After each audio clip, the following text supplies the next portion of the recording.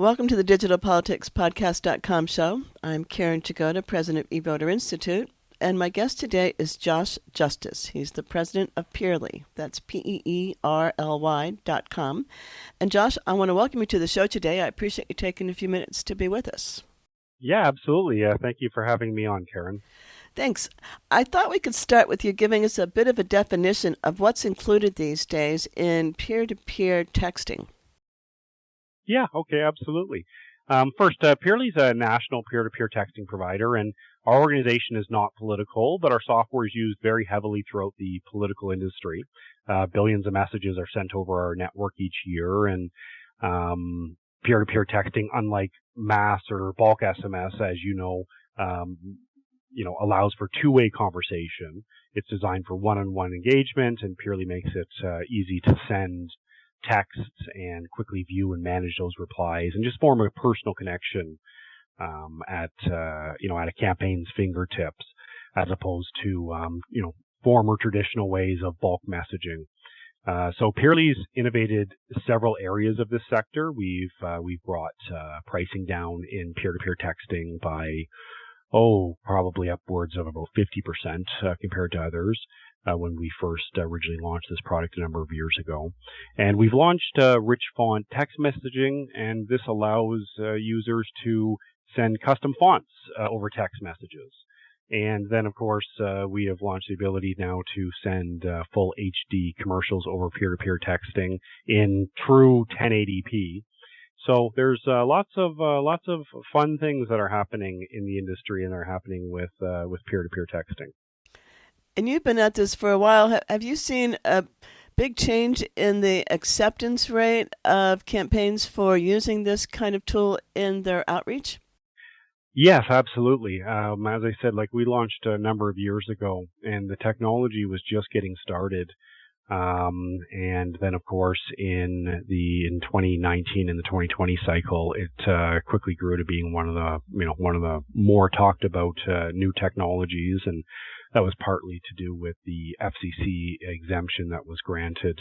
I think in the 2020 cycle, Peerly did somewhere around 1 billion messages, and I think there was only probably a few billion total that were sent out, where now in 2022 we're on track to cross 3 billion just on our company alone. Of course, that also tracks multiple texts per voter throughout a conversation, but there's a massive amount of uptick in this technology. I mean, texting as it stands has seen a major resurgence, but we find voters respond very well to text messages. It's a format they're very comfortable with, and you can see that in the response rates. Now, we know that texting is very popular because people actually have to see the message. It's hard to go past a text message like you can an email. So I'm interested in that engagement rate. Are you finding more people are actually responding to the messages rather than just opening the messages? Yes, absolutely, we are, and that's the power of peer-to-peer texting, right? Is the two-way conversation. If you want to blast a message out, you can blast a message out. There's lots of different types of providers out there that will do that, but being able to actually foster that conversation is what's really powerful. And I think that now that this technology has had a few years out in the market, campaigns are using it more effectively to foster those communications, right? I know that there was a survey by Middo a couple of years ago, and at that time, 37% of respondents reported that they felt influenced just to register to vote because of the text messages that they received ahead of an election. And then they'd also released that 67% felt that campaign text helped keep them informed about voting, and the messages that they received successfully pointed them to important resources. Because, of course, if there is a question that comes up, they can ask it right then and there. And there's something burning on their mind, they can ask it, they can get a reply, right? So you're describing a change in the way campaigns are run and the way volunteers work. Do you think texting is really leading the charge in that sort of real-time, peer-to-peer sort of flatter organization of a campaign than the old days? Yes, I absolutely do. So if you take HD video texting, I feel that, between peer-to-peer and video texting, you're going to see a big shift in the way that communication is done in campaigns and the way that political commercials are done. I think that by the time we get into 2024, this will probably be the undisputed dominated technology. Today's text messages are sent in a pretty antique format. They look that way. We don't text from a typewriter, so text messages shouldn't look like it.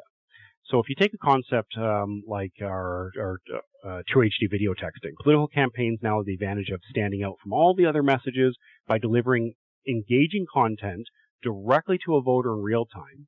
And we think that's going to be a game changer and continue to innovate the industry. And we're seeing this increase engagement rates by up to tenfold using video. We're getting great feedback throughout the industry. And if you imagine that 37% of people felt that they were, influenced to go out and register to vote based on a text message, you can really think about the possibilities of introducing dynamic commercials and personalization and some of the other tools that we're working on right now.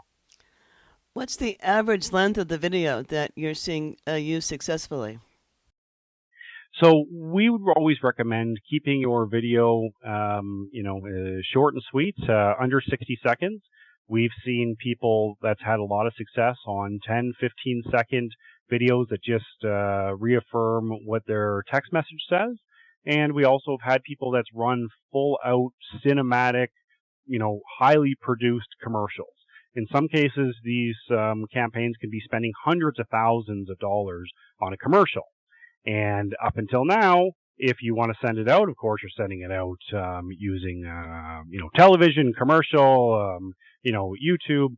It's all very expensive to actually get your content out in front of users, where now being able to text HD cinematic quality video directly to that voter and adding things like personalization, adding things like the ability to, track open rates, is very, very powerful. And we're seeing quite a bit of uptick right now, right across the industry. And when the ad is open, quote unquote, are people taken to the candidate's website? Are they taken to another landing page? What happens when they touch the screen or hit a button? So that's the really interesting part of this technology. So up until now, the only way to send a video using MMS technology is to send a link, like you mentioned. You click on the link, takes them to their website to play a video, or it can pop up, takes them to a YouTube page. There was also a way you could send a video using MMS, which is a highly compressed video, which actually looks pretty grainy. Where now the video with Peerly's TruHD video texting will actually play directly in the text window. But unlike previous iterations over the years, this is going to play in full HD, 1920 by 1080p, without them having to click away. And the reason why is because voters are much less likely to click a link than stay directly in their text window. This is what we have found. We have found that if we can present engaging content without making them go and load an outside web page, then we're going to have better viewership. But you can also include up to 2,000 characters of text with MMS, which means you can also include links and you can have additional call to actions. So absolutely, we do see voters clicking through, but the power of this is being able to display that cinematic HD video directly in the text window. Your description makes me wonder if the people who are designing ads need to think about that they're going to be seen on that kind of screen rather than on a TV screen or a large computer monitor. So are you getting some feedback from the designers about the kinds of restrictions or opportunities there are for the video designers? Yeah, actually, that's a good question, because we do believe that this is going to be something that production companies and campaigns are putting a lot more emphasis on, and changing the way that some of these displays are. We found that with more people cutting the cord on traditional linear cable, campaigning campaigning's moved online. I don't need to tell you that, right? You've been around in this industry for a long time. But right now it means that people are at the mercy of paid per click and social media videos. These are not personal forms of communication, and they're expensive. And we've moved to this personalized on-demand society, and yet we're still in the Stone Ages when it comes to political advertising. So now the candidates have the ability to send cinematic, high-quality, targeted videos directly to a user's phone using MMS. Mind you, it doesn't use their data when you use MMS, so that's a benefit. We're seeing Peerly's clients prioritizing text message communication with their voters over traditional online video messages, because voters prefer this mode of engagement over most other forms. And like the point you mentioned, with so many campaigns relying on linear cable and traditional production methods, TV commercials are an outdated way to reach voters, right? We truly believe that. And we think that with HD video texting, we're going to see a big shift in the way that content is delivered, video content is delivered during campaigns. What can you say about the cost compared to the other things you also just described? Yeah, that's a good question. So if we look at that, let's take something as simple as running a YouTube ad. You're looking at, on average, about 10 to 30 cents per video play, right? If you look at, let's think of a Facebook ad, right? So in terms of an average conversion, anyone can look these up. So this isn't anything surprising, but an average conversion, if you're spending $15 to $25 a conversion, when I mean a conversion, I mean clicking on an ad or going over to a website and filling something up. But generally, you're looking at anywhere from $15 to $30 for a well-known candidate, and probably upwards of $50 for a candidate that's not very well known. And then when we're getting into linear television commercial ads, now we're talking about thousands of dollars per day, playing this on just a simple local network. And we know that with the amount of cord cutting that's happened in the last number of years, you're not even reaching majority of your targeted demo any longer. Compare that to something like, HD video texting, where we brought this to market as low as 3 cents. So that's as low as 3 cents per message delivered to a voter. That allows you to essentially, show your same, high quality video to your voter. You can have it targeted. You can add 2,000 characters of text. You can add links. You can add pictures. You can add your emojis. You can actually track the open rates. And because of dynamic field replacement, you can personalize it to every single voter. So there's so many more things you can do with this. And you're reaching these individuals. You're reaching your target demo directly. You decide. So it's way more powerful, and it's a lot less expensive. And that's why I think that, 2022 is a big year for this technology, but wait till 2024. That's when we're going to see a major shift. I think we're going to see a major shift in the way that commercials are delivered.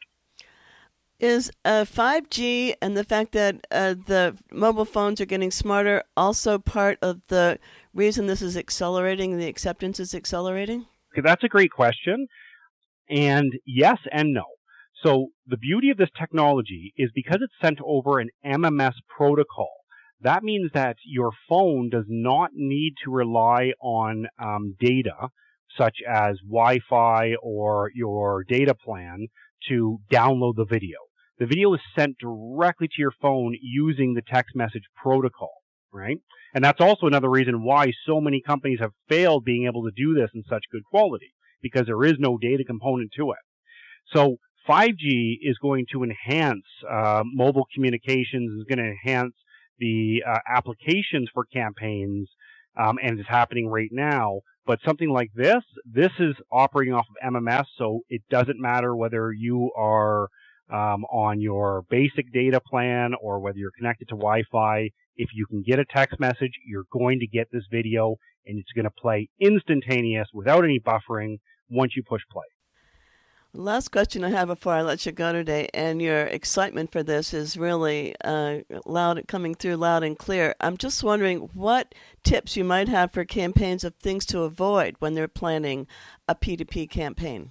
Yeah, that's a good question. So first off, if you're not planning on getting in and engaging with the voter, then don't even bother using P2P. I mean, it is a technology that's designed to get back to the grassroots and actually engage people. We've just made it very easy to do it on a very, very large scale. So first and foremost, make sure that there is a follow-up plan and make sure there is somebody there to continue to foster that relationship throughout the campaign with that voter. On top of that, use the tools. Use custom fonts. Make the message as interesting as possible. Use personalization. Use personalized pictures, and absolutely make video texting a part of your campaigns. We feel that all of that will increase engagement rates, which means that in the end of the day, everyone will be happy, and you can save a lot of money along the way. Thanks to my guest today, Josh Justice, president of Peerly, Peerly.com. Follow them on Twitter at Peerly, INC. I'm Karen Jagoda, president of eVoter Institute, and you've been listening to the digitalpoliticspodcast.com show. Follow us on Twitter at eVoter Institute. Like us on Facebook at Digital Politics Radio. Thanks for listening, and we'll see you next time.